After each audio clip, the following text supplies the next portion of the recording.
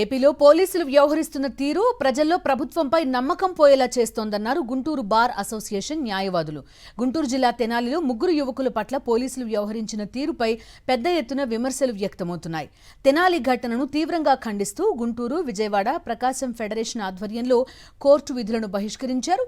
ఘటనపై high court sitting జడ్జితో విచారణ జరిపించాలని, ఎస్సీ, మైనారిటీ యువకులను నడి రోడ్డుపై చితకబాదిన పోలీసులను వెంటనే విధుల నుంచి తొలగించాలని డిమాండ్ చేశారు న్యాయవాదులు.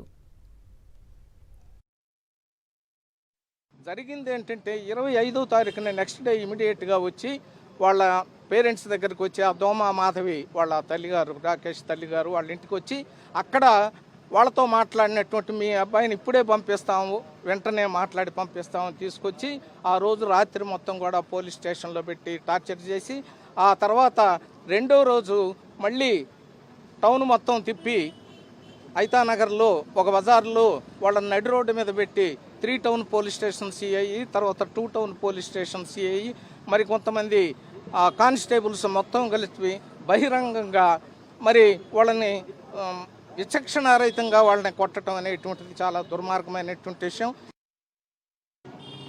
ప్రజల్ని, పౌరుల్ని రక్షించడానికి పోలీసు వ్యవస్థ, న్యాయ వ్యవస్థ, రాజకీయ వ్యవస్థ, ఈ వ్యవస్థలన్నీ కూడా ప్రజల్ని రక్షించడానికి పెట్టుకున్న వ్యవస్థలు ఈరోజు తిరిగి ప్రజల్ని భక్షించే స్థాయికి చేరుకున్నాయి.